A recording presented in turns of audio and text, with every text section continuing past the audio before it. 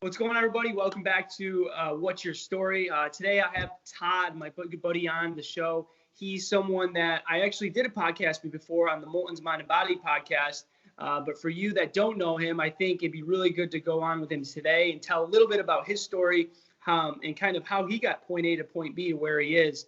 And I'll talk briefly about it, and we'll go into a lot more detail about his story and how he, all these different things that he's overcome, from back injuries, spinal surgeries, from taking a career in one path, going completely in a different direction. But someone I think that you'll be inspired by and can, I think relate to the average person for sure, and following a path that I think a lot of people, will allow them to be successful. But at this point, Todd, I just want to welcome you to the show, man. Thanks, Jeff. I appreciate it. I'm happy to be here. Super excited to do it. Cool. So I for the people that don't know you, want to kind of take a step backwards and talk a little bit about how you got started.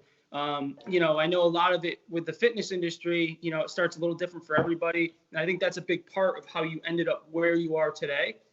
So if you don't mind, what initially got you started into the fitness industry and kind of led to the point you were today, but kind of the starting point? Kind of the starting point. So years ago, geez, it's been almost 20 now. It's crazy to say that, but my buddy Jay at the time, his dad owned a family-owned gym fitness center in town. They were always going in there lifting on like Tuesday and Thursday nights, Saturday mornings. He's like, why don't you come down and start lifting some weights with us, man? So I went in, kind of just fell in love with it right off the bat, just kept going and never left the gym. So you got started, was it like before high school? It was kind of in the younger age initially? Just after high school. So like age 20, right around there. Gotcha. And for you, was it more of just like trying to push yourself out of your comfort zone when you were young, or were you more of an insecure kid? Or, I think a lot of people like myself got started because I lacked confidence, and that was kind of my getaway. Was that something for you? Yeah, for sure. I'm a little guy. I'm 5'5". I go about 150 pounds, 155 pounds right now. When I graduated high school, I was always the little tiny kid. First kid to get like checked into the boards in the hockey game. First kid to get like punched by your buddies with a Charlie horse in the line or whatever, because I was a little tiny guy.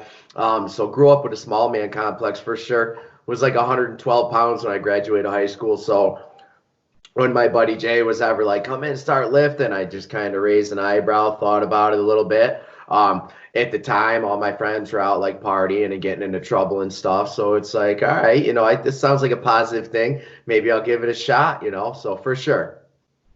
Okay. So when you started weightlifting, was it your traditional, typical like bodybuilding thing, or was it, because you got into MMA at some point, but was it more of your bro lifting at first? Yeah, bro lifting for sure. So like, what we're talking late 90s, early 2000s or whatever. So, Arnold Schwarzenegger, Ronnie Coleman, Mr. Olympia, all that stuff was really the mainstream, I think, at the time still, of like being in a gym for men and even a lot of women lifting. So I was definitely in there to put some size on, again. I want to say I was maybe like 125 pounds at the time. A few years after high school graduation, I talk about being 112, and I think most of that was beer belly, honestly, at the time. Skinny fat. Right. Skinny fat. Definitely went in and went from like 125 pounds up to 145 pounds. So, put on that amount of like quality muscle, definitely boosted my confidence and was like, wow, consistency with this stuff, this is pretty cool. So when did that transition of like, hey, I want to go from weightlifting, put on some muscle, getting a little stronger, to like, hey, I want to fight people, I want to like do mixed martial arts, when did that like click in your head and kind of just transition? Yeah, in my late 20s, man, I moved out to Greenfield area for work, just north of like Amherst, UMass area in Massachusetts. And I had buddies back home that worked out at that same original gym with me that were like doing some Muay Thai kickboxing. And they're like, oh man, it's awesome. It's a great core workout. It's a great cardio workout. And it's a blast. You should try it. and I never did before I moved out of the area, but I ended up hitching up with these dudes at that gym in Greenfield, and they ran a Muay Thai class 2 nights a week. So I went from lifting. I'd actually get out of work. I'd eat. I lived right around the corner. I could walk to the gym from work. I could walk to the gym from my apartment at the time, or ride a bike or whatever. So real close. But I get out of work. I'd go home, eat quick, go into the gym. 5 p.m. I'd lift and strength train for about an hour. 6 p.m. to 7 p.m. I would do Muay Thai kickboxing. That's how I initially got started in it. And then these guys would drag out the mats at 7 o'clock that did like some grappling, wrestling technique stuff after. So I remember staying pretty much till 9:30, about 9:15 p.m. And it turned into like almost every night of the week, man. So that was my life straight up until they threw us out. What was so everyone's different when it comes to family, friends, things like that. But if you're meeting someone, what was the reaction from friends or family or anything like that when you decided like I want to do mixed martial arts, I want to get into this side of it, and then leading into like actually fighting in like a ring? Was there anyone that was like, "What the hell are you doing?" Or is it? Yeah, man. Nah, supportive from the guys I trained with, my team and like coach and stuff, trainers at the time. Couple people thought it was cool, but the average person, like, yeah, man, what are you, crazy? Like, my mother was like, oh, what if you get hurt? And like, geez, what if you get a head injury? Yeah, all the above happened years later, but wouldn't take it back from the world. It made me the person I am today. I learned a lot about like mental strength, discipline, consistency, for sure. So it's a blast. I learned a lot about myself doing that sport, had a lot of fun, met a lot of great people, and I've definitely been able to like mold myself into the coach that I am today because of that. Well, I'm sure that's half the battle too, is the discipline, the ups and downs, the roller coaster ride of like a fight. Things are going really well, and all of a sudden you're on cloud nine, and the next thing you know, you get punched in the face, and it's like, then you're trying to survive. Yep. I'm sure there's just a world war of emotions. That being said, what for yourself personally, like whether it's a fight or a training session, if I said like, what was your craziest or like memory, whether it was overcoming something or whether it was just like something cool that happened like in MMA, the fighting side for you personally? Yeah, I mean, I think crazy, overcoming something. I would, again, I went into my first like training session, like 100, we talk about, my weight and how little I was, 100, almost 170 pounds, 168, 169, I think I was weighing in at, real well muscled, lean body fat, like under 12%. And I died during the warm-up round, like quitting on myself mentally, physically, couldn't hang. So every time I went back, overcome that obstacle, you know what I mean? I kind of wanted to quit. Like for the first 6 months, I'd go home beat up and bruised, sore, then never getting out of bed the next day. For some reason, just kept going back and doing it. And wouldn't you know, like a matter like 6 months later, not getting hit as much, not getting beat up as much, kind of starting to do better, really get the hang of it. And that whole first year was like that. So I think I overcame a lot of things and challenges every time I trained, and then like training for a fight, making weight, going from 165 pounds down to 135 pounds to compete at bantamweight, so definitely mental challenge for sure. Yeah, that's cool. And I think that's like the part people don't realize is the amount of work that goes into a fight for, maybe, 9 minutes, 3 minutes, a minute, whatever it may be. And then also just like the weight cutting, the diet, the training. I mean, you're doing so much work for such a minimal amount of time, like in front of everybody. And so on that topic of the training and fighting side, so one of the big things that happened to you and, when you started to get into MMA fighting side was you had the first big back injury. So going off your first big back injury, what happened with it, and kind of what happened with the injury side, and then how did that affect you right after and kind of moving forward slightly? Yeah, so definitely life-changing experience for sure. was in training one day, just training with a fellow teammate who was a little bit newer, not as well versed, and a lot bigger, a few weight classes above me.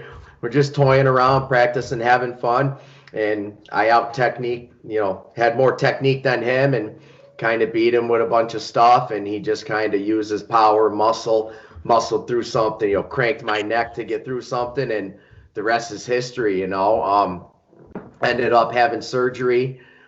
Spine was never the same ever again. And then I kind of milked that out for like a year. Did the exact same injury again because it was never right after the first surgery. And then I ended up doing the same exact injury again a third time. And ultimately, like, I was totally debilitated. And ultimately, I ended up having an anterior lumbar fusion. So they took and eliminated that segment of my spine. So I go from like the best shape of my life, active pro MMA fighter, to laid on the couch for what I think it was like 3 months waiting for the surgeon. And then the next like year of my life was, I had a walker. I went from a walker to like a cane, and then come off the cane, and then slowly like back in the gym and rehab myself, and like back to training and lifting weights again. So I mean, geez, I'm in my home gym right now. Behind me got the heavy bag hanging up there. So still drop bombs, kick, punch, knees, elbows on the bag. There was a point I couldn't even barely walk. And back to deadlifting over 300 pounds, back to squatting, high twos. Yeah, and so it's truly like coming from being debilitated. I know a lot of your story, obviously, because I lived with you at that point. But going from like, to people don't know, and I was there living with him, is, like on a couch, couldn't get off the couch, like assisting into a car, couldn't move, like cane getting into the kitchen, like, and it's the side was brutal, right? I mean, of all that happened, it's a roller coaster of a ride, but like, I want to ask this question because I think it'll really help someone that's listening that is like, plays maybe the poor me card, or maybe they aren't, but they are going through a lot and they may, struggling to kind of get through something. What was your lowest point? Was there a time or day or moment during that, when you had that back injury, the second time, that you're just like, there's no fucking way I'm going to get through this? Yeah. Putting me on the spot, man. Yeah. The lowest point, definitely the bathroom was upstairs. I couldn't go use the bathroom. Did a bowel movement into a bag. I was peeing in a gallon milk jug. I was stuck upright, couldn't get up the stairs in my own house. So I feel like that, like one day in particular when I went in a bag, was like the absolute lowest point I ever felt. And then within that like week, I just was laying on the couch, man, and I'd taken, Percocets, morphine, Dilaudid, Valium, Baclofen. I mean, it's like, I remember I wake up in the morning, I have a handful of pills. Who needs breakfast, Take all the pills, rinse them down with some water, have some coffee. That's a joke I made. I ate breakfast, but it's like, I mean, bottles of Percocets by the 100, and it just barely touched the pain. And at one point, I'm just like, I didn't know if I was going to come back from it. Yeah, like my life's over. I'm never going to be the same again. I didn't think I would ever walk right again. You know what I mean? I was staying positive. Like that part of my brain and my mindset was like, oh, I'm just get the surgery done, rehab, go right back doing everything I used to do. But a much larger percent after like months go by in the same like place, no improvement, no progress. Still just taking meds for the pain and stuff just to barely get by, not being able to sleep at night from the pain and stuff. Not doing anything to get any real relief. Your mind starts to take this like negative slope downwards, or mine did anyways, Yeah, I mean, and I appreciate you sharing that, because I think a lot of people, need to hear, like, they can look at you, they can look at me, they can look at whoever in the fitness industry, and they look at, oh, look at this guy, Todd, he runs this successful training business, he can deadlift over 300 pounds. They don't know your background at all. Like, you're never someone to complain. You'll deal with what you gotta deal with. So I think it's important to hear, like, yo, you've been through a shit storm of injuries and stuff that's happened that's not, like, none of it's your fault how it started, from the guy that hurt you to, like, just a spiral. There's nothing that was your fault, but like you continue to keep pushing and pushing and pushing to the point now where, you know, you have a successful business. So is there, to flip it 180 now, is there any moments that you just kind of sat back and, you know, and were like, holy shit, I like made it through this, like we're doing it, like, you know, maybe not in the moment of the injury, but like years later, or like, is there any that like I made it moment, like I made it through this, or is it consistently just trying to put in work daily to just get better? A little bit of both, man. I mean, I'm constantly putting in work on my back to get it better. You know, goal at this point is to be pain-free. I do still live with chronic pain. The surgery made me functional again. I, you know, chose not to allow it to stop me from doing the things that I love doing and enjoy, which is like weightlifting and martial arts and whatever, you know, hiking, you name it. And I like to sit and veg on the couch with a pint of Ben and Jerry's too. Don't get me wrong. Right. But yeah, a large part of my life is I love fitness stuff. You know what I mean? So I never allowed it to stop me. And to answer your question, yeah, and a lot of it it's current time. You know, it took me a lot of years, and it's like I sit back and look at like all these people that have come to me for help with fitness and nutrition and exercise and stuff that don't have any like major injuries and just find some other reason why they just can't. They can't stick with it. They set all these goals and then they just, in their mind, they can't reach them or whatever. And it's like I bend over backwards to help these people and give them every opportunity and all the tools and resources and support they need to be successful, and they don't do it. And now with this COVID-19 thing, I think like I'm sitting here, you know, I'm working a business remotely. You know, I'm keeping a team together. I'm keeping a bunch of clients on board, and I'm gaining new clients online. But it's also taken me to the point where, like, being at home and working at home and running things virtually and online, I'm able to take some real time and really think and really lay things out like in front of me on paper, if you will. Right. And yeah, I definitely kind of sat back most recently and being like, yeah, I overcame, you know, 3 major spine injuries, 2 major spine surgeries, that people are disabled from work and hooked on opioids. You know, I don't take anything for it. I don't even take a muscle relaxer or anything like that. It's just natural work, you know? Yeah. And I think that's a lot of people look for the easy way out on every situation, you know, especially like you said, there's how many people out there that, you know, rely on them, which once you're addicted, it's hard, you know, it's hard to come off them, but like, you know, get on disability, they, you know, would rather take the easy way out instead of like fighting through the pain, trying to rehab, trying to like work around it, work through it. You know, I think it's hard to keep that, you know, mentality of like, well, I'm not going to let this control my life. I'm going to control my life. So to your point, talking about the business, I think it's a good transition to, you've had kind of a wild road career-wise. You know, it's been consistent to an extent, but you kind of bounced around. So in a shorter little, breakdown, from where I want to start is like when I got to know you is kind of, you're starting to train, big box gym, you transitioned.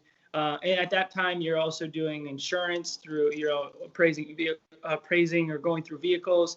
And then you start your own business, and then it fails because of the injury. Not, you know, that was not really your fault, but you did what you had to do. And then it kind of back into insurance, the nursing, this. So, and kind of summing it up, like if we talk about from where it started, you've always had a passion for fitness. You know, what led you to start going into the fitness and then the insurance and then ultimately coming to the business now where it's your passion? You know, that's obviously a good part. Like, how did that process work for you?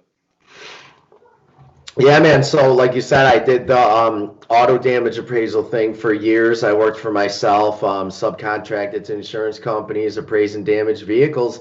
And I always was a trainer for a lot of years. And I was always passionate about that. I essentially used the flexibility of the schedule, doing appraising, and the flexibility of being a trainer to be able to do just that, control my own schedule and kind of find that happy medium where I was making good money doing the insurance stuff. So it was just strictly a financial thing. I was a little bit passionate about the insurance stuff, but it's not what I wanted to do with the rest of my life. I was good at it, made a lot of money doing that. But I always loved to train people. So that kind of filled that financial void. And I always kind of trained, part-time, for company, a little bit for myself, stuff like that. And I just, like a big kid trying to find out what I want to do when I grow up.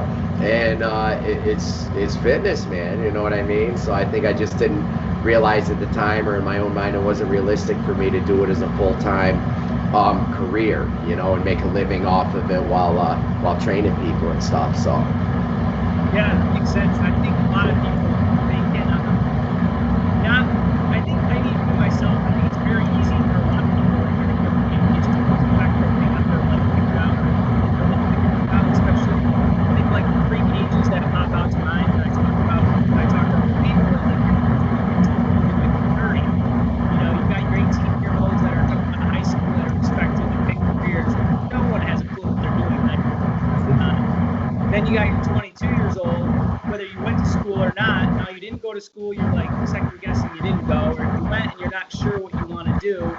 And then you got 30, where like I'm about at, where you're like, oh shit, I'm supposed to have my life, a family, a house, and all this stuff figured out. And I think that's so hard for so many people, if they can get out of that mindset that everyone's journey is a little different, and just take one day at a time and try to like work the process. And get out of that societal view, they'd be in such a better spot. Because like with yourself, you've tried different things, you followed one path, followed another path, and ultimately came to what your passion is and doing it successfully. So I think a lot of people need to like kind of understand it's a process. Yeah, definitely was a process. Like you said, I had left the big commercial gym scene when I was doing appraisals and opened up my own fitness business. I had a 1,400 square foot space. Profitable from day one, was doing well, and that's when I had that final spine injury. I had a couple trainers helping me at the time, kind of kept it glued together for a year, but just couldn't do it without me being there, being around, and I was forced to close the business. So that was a very challenging point as well, but ultimately overcame the back injury and just transitioned myself from working a 9-to-5 to like, here I am, I've got my own fitness business and, a facility full of people and team of 12, and yeah.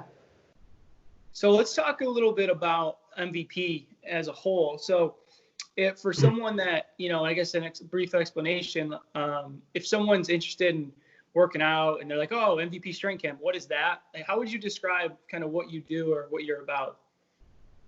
What we do, what we're about. So yeah, we we do functional training, man. I mean, I take a lot of my old school power lifts from back in the day in the 90s when we're talking. We use a lot of those in combination with high intensity metabolic conditioning, combination of like boot camp style workouts, some CrossFitish, you like that word? But but some. Well, exactly. Kind of some, I had a CrossFit certification or certificate or whatever. So I like a lot of their methodologies. So I took some of that stuff and applied it into my programming. And we do some stuff like that where we incorporate pull-ups, we incorporate like ring dips, we incorporate box jumps and burpees, stuff like that, wall balls, combination of running. And I mix that all together with my experience as a mixed martial artist too. So a lot of stuff is kind of geared around like fight camp, fight training and stuff like that. Good combination of stuff that just kind of it's outside the box, and at the end of the day, like it works, So it's a good time. People come in, they get that with a combination of mindset coaching. You get a coach, you get the mindset coaching and nutrition coaching as well, all that stuff, accountability coaching. Yeah, that's sweet because there's so much. Yeah, I think a lot of the battle goes back to the mindset portion of it. So to have that side, I think there's too many places that do these like group fitness classes and they do these like, whatever workouts, you can call them whatever, but I think there's such a bigger component to it. Like anyone, it's easy to break a sweat. It's easy to just go move and stuff. But I think unless there's some structure to it, I think unless there's a nutrition component and number one, a mindset side of it, because you were saying earlier is like, you can give everyone all the tools in the world, but if your mind isn't in, or you're not intrinsically involved and motivated to do it, then there's nothing you're going to do to help that person. So having that, person there that can continue to motivate them, but also, whether it's online coaching or whatever you're doing, I think that's such a huge part, the mindset. For sure. I mean, like RJ was saying, he's like, hats off to the fitness industry, right? Get guys like us checking in on you, text message, hey, how are you doing? Like, really, how are you doing today? Like, did you eat breakfast? What's your workout plan? Did you work out yesterday? If not, are you going to work out today, or when's your plan to work out next? Like, you don't get the bank calling you. You pay a mortgage. Right. She says you don't get the bank calling you. You don't get your physical therapist calling you, or your massage therapist calling you to check on you, see how you're doing, and when you're coming back in again. So hats off to the fitness industry, he says, and I totally agree with that. Especially through this time right now, like putting people, like everybody, a lot of people in the fitness industry are doing virtual online workouts right now and doing it that way, So yeah, I'm really happy, and I'm really proud to be part of an industry that does so much for the people. At the end of the day, it's about the people.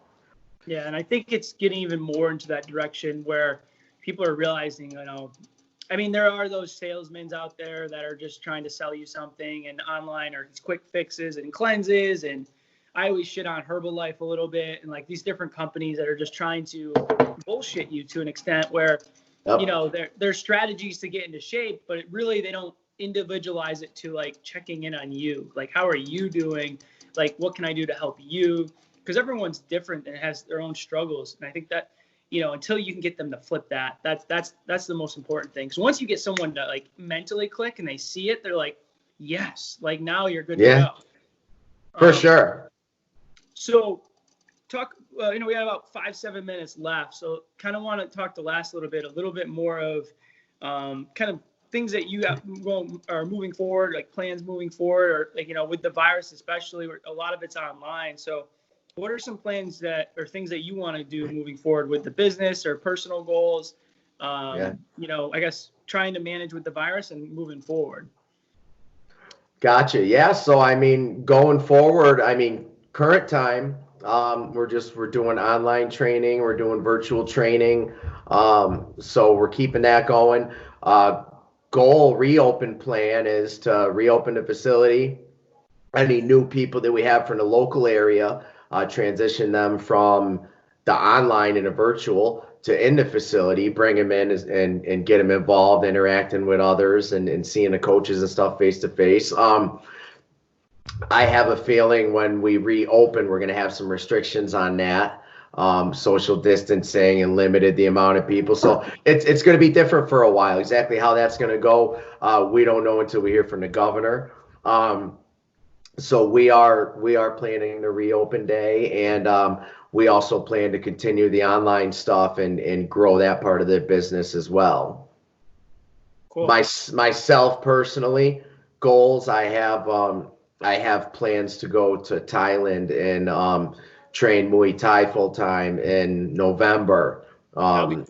Yeah, so I think November's far enough away that this whole thing shouldn't set back those plans for me. But yeah, that's something I'm really looking forward to doing. Yeah, it sounds like a ton of fun.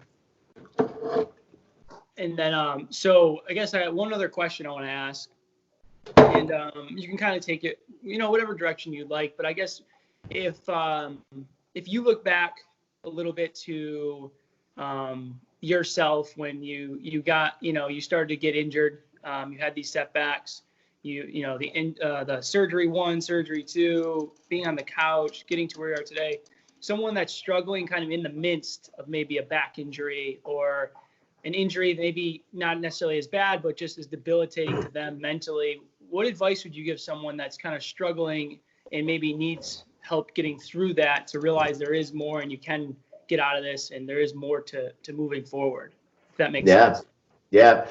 Yeah. Advice is just to wake up every day and, find your why. Like, why are you waking up every day? Find something positive. Why is it worth it to you to make it through that current injury?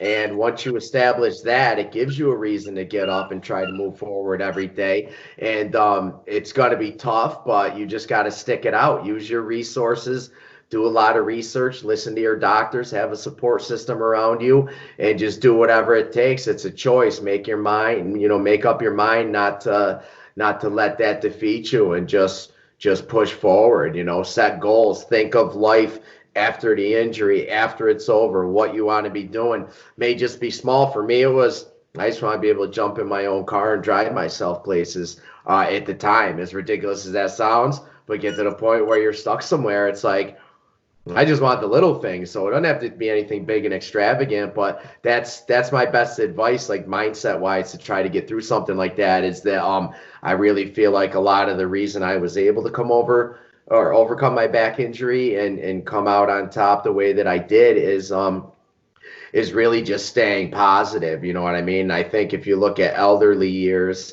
and people dying and stuff, you look at an elderly couple, someone in their 90s or whatever, and the wife dies, and then wouldn't you know, geez, the husband dies, not long thereafter. It's almost like a mental, thing where he just kind of, my whole world's gone, my wife's gone, and now it's time to let go, but then there's other people that are strong and go on to live another 5-10 years. So I do think that's a big part of overcoming anything like that. Yeah, I mean, to your last point too, it just shows how, like, to those situations. I was talking to Bree the other day, and she had someone she was talking to, and they had a patient that died of I forget the name of the actual condition, but it was like broken heart syndrome, where they literally just died, had a heart attack, and died because their heart was so broken. But it just plays such into the mindset of it. Someone passing away and you just give up. So it just shows that your mind's capable of so much, and everyone's capable of more. And I think, to your point on your biggest 2 points too, is it's like being patient, and a lot of it's not comparing yourself to what you did in the past or anyone what they're doing now, and focusing on what you can control. For sure. Cool.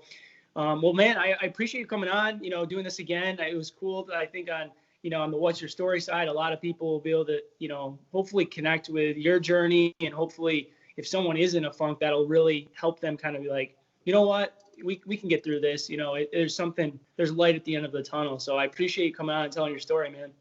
Yeah, man. Thanks. I was happy to do it, Jeff. Had a lot of fun. Good talk. Yeah, for sure. We'll talk more. And until next time, I hope everybody, lastly, if anyone wants to reach out to you, what's the best? Is it Facebook, Instagram?